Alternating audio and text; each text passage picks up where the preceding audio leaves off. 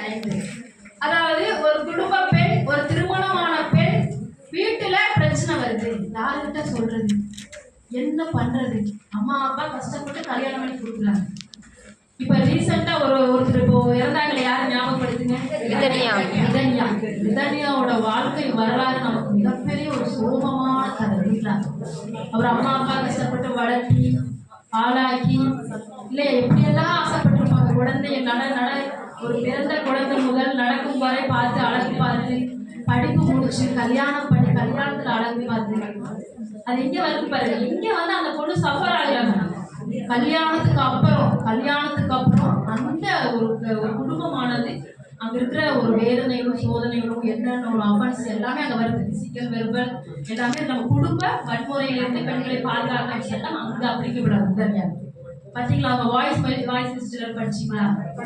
ஆனா அதுக்கு தீர்வு இருக்கு. அது முட்டாள்தனமான ஒன்று. இந்த தருணங்களை நான் சுட்டி காட்டினாலுமே அதை நான் வன்மையா கண்டிக்கிறேன். சட்டங்கள் இருக்கு, வழக்கறிஞர் இருக்கிறோம், எவ்வளவு அழகான சேவைகள் இருக்கு நமக்கு. சமூக நலத்துறை எல்லா இடத்துலயும் நமக்கு சாதகமா எல்லாமே இருக்கும் போது அதை அவங்க கையில் எடுக்கிறது மிகப்பெரிய ஒரு தவறான விஷயம். அந்த இடத்துலதான் நம்மளுடைய சட்டம் அப்ளிகபிள். குடும்ப வன்முறையிலிருந்து பெண்களை பாதுகாக்கும் சட்டம். சரிங்களா? இப்ப இந்த சட்டத்தை நம்ம பார்த்தோம்னா ஃபர்ஸ்ட் பார்த்தீங்கன்னா meaning of woman, wife, widow, mother, single woman, sister and other affected woman. இப்போ இதுல மதர்னா யாரு? அம்மா. எல்லாருக்குமே தெரியும் அம்மா. அப்ப சார் இங்க ஒய்ஃப் வர்றாங்க. ஒய்ஃப் யாரு? மனைவி. அதாவது ஒரு கணவனுக்கு திருமணமான முதல் ஒரு தாலி கட்டி ஒரு குடும்பத்துல நிர்வகிக்கிற ஒவ்வொரு மனைவியும் இதில் பொருள்படும். ரெண்டாவது யாரு? விதவை. கணவனை இழந்த பெண்கள் தான் விதவைன்னு பண்றாங்க. மூன்றாவது யாரு? அம்மா. அம்மா யாரு? எல்லாருக்குமே தெரியும்.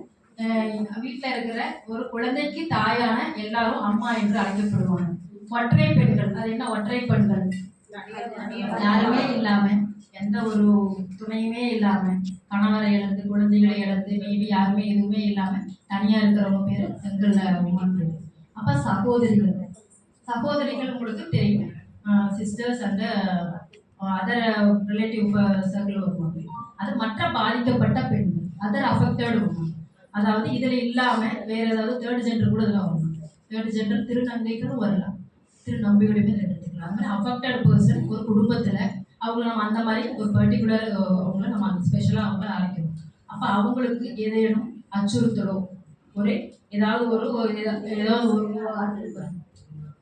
அவங்களுக்கு என்ன ஒரு form of abuse or threat, இதுல உடல் ரீதியாக அதாவது அச்சுறுத்தல், துஷ்பிரயோகம் பண்றது, வேற ஏதாவது பிசிக்கல்னா என்றது உடல் ரீதியா டச்சிங் மட்டும்தான் இந்த பிரிவில் இந்த இதில் வரும். பேட் டச், குட் டச் நம்ம எல்லாருமே குழந்தைகளுக்கு நம்ம சொல்லி கொடுத்துருக்கணும். அதை நம்ம நடைமுறைப்படுத்திட்டே வரோம். இதுல ஸ்பெசிஃபிக்கா குடும்ப பெண்களுக்கு உடல் ரீதியா பாதிப்பு ஏதாவது கொடுக்குறது. இதுல ரிதன்யால அவங்க சொல்லியிருக்கிறாங்களே எவ்வளவு அழகா சொன்னாங்க. அம்மா என் கணவர் அவன் கவினு என்னை உடல் அளவுக்கு கொடுமைப்படுத்துறான், மாமனார் மாமியாரும் மனதளவுல கொடுமைப்படுத்துறான். அந்த வார்த்தை எல்லாமே தரங்கிறது. சரிங்களா? அதுக்கப்புறம் ரெண்டாவது பார்த்தீங்கன்னா செக்ஸ். அதுலேயும் இந்த ரிதன்யா வழக்குல பாலியல் ரீதியான துன்புறுத்தல். அதாவது ஒரு கணவன் மனைவிங்கிற உறவுங்கிறது அந்த காலத்துல எல்லாம் பார்த்து பேசி பாட்டு பாடி எவ்வளவு அழகா அந்த வருடையில உணர்வுக்குள்ள தூண்டப்பட்டு அழகா வந்தாங்கன்னா, இந்த காலத்துல ஒரு எப்படி சொல்றது, பகிரங்கமா ஒரு திருமணமான ஒரு 20 நாள் அந்த பெண் என்ன புரிஞ்சிருப்பான். அதை போய் செக்ஷுவலா நம்ம வந்துட்டு அது செக்ஷுவலா லைஃப்ன்றது கிடையாது. அந்த இடத்துல பார்க்கணும்னா நம்ம அவ்வளோ வாலண்டரியா அந்த செக்ஷுவல் ஆனது அது கொண்டு வர்றதுக்கு என்ன முயற்சி அது பண்ணாம, அது இப்போ ரீசெண்டா காலையில கூட உடல் ரீதியா அந்த காயங்கள் இருந்ததா போஸ்ட்மார்டம் ரிப்போர்ட்ல இருக்குது இல்லை, அந்த மாதிரி பாலியல் ரீதியாக துன்புறுத்தினது.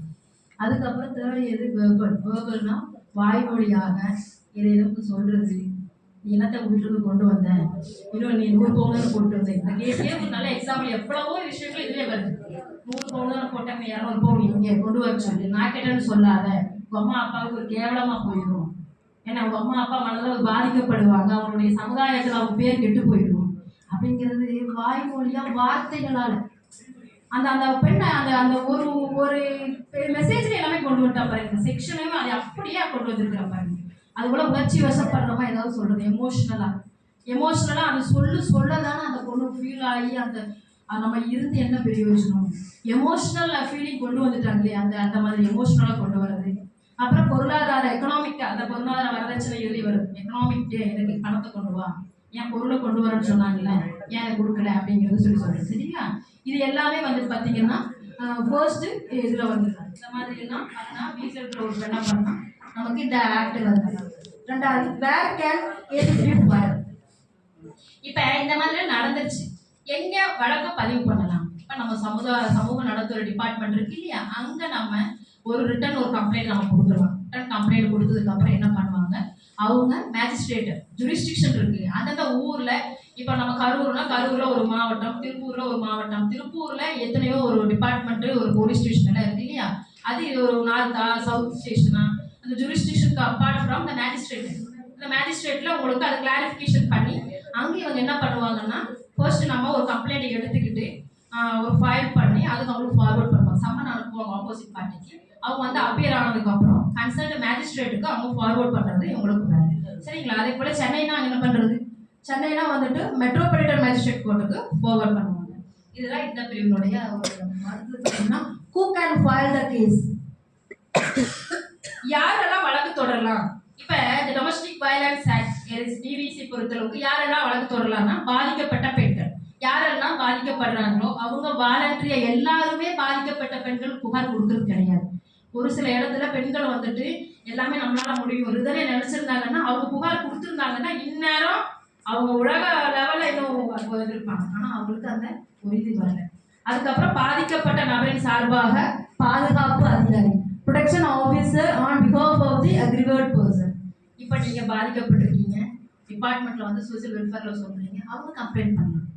அப்போ அந்த பெண்ணோட பேரும் மறைக்கப்படும், யாரும் எங்கேயுமே வர மாட்டாங்க. கன்சர்ன் மேஜிஸ்ட்ரேட்டை மட்டும் அவங்க வாக்குமூலம் கொடுக்குற மாதிரி இருக்கும்.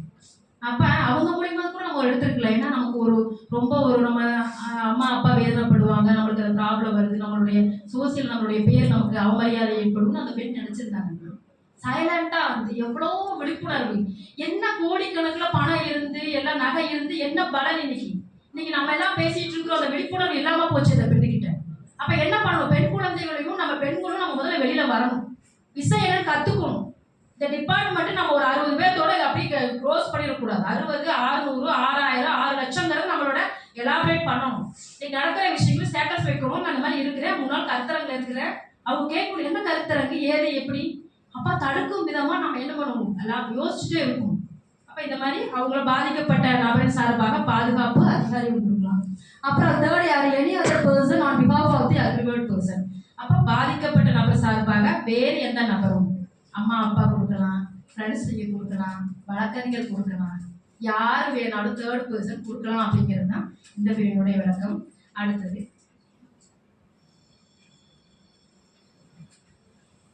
அப்போ பர்பிட்ரேட்டர்ஸ் ஆஃப் அபியூஸ், அதாவது யாரெல்லாம் இங்க வருவாங்க துஷ்பிரயோகம் செய்பவர்கள், அந்த பெண்ணை யாரெல்லாம் வந்துட்டு துஷ்பிரயோகம் பண்ணுவாங்கன்னு பார்த்தீங்கன்னா, கணவன் ஃபர்ஸ்ட் யாரு, ஹஸ்பண்ட். எல்லார் வீட்லையும் அது நடக்கிற விஷயமா தான் இருக்கு. பெண்களா பிறந்தவங்க நம்ம வந்துட்டு சமுதாயத்துல நம்மளை பாதுகாப்பு பண்ணி நம்மளை தூக்கி விடுறதுக்கு ஆட்கள் ஆண்கள் எல்லாமே இருந்தாலுமே, ஆனா வீட்டுக்குள்ளே பார்க்கும்போது பெண்களை மட்டம் தட்டி அடிமைப்படுத்துற காலம் இன்னும் இருக்கு, இப்போ இருக்கு, இருந்துகிட்டே இருக்கு. அது விதனையாளர்கள் இருக்கு. சரிங்களா? அந்த மாதிரி கணவர்கள் என்ன பண்றாங்கன்னா டார்ச்சர் பண்றது.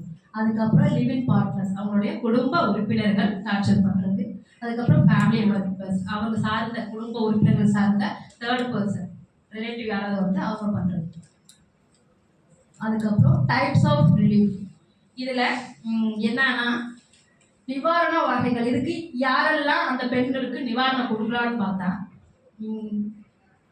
ப்ரொடெக்ஷன் ஆர்டர், அதாவது ஒரு பாதுகாப்பு ஒரு நடவடிக்கையின் பேர்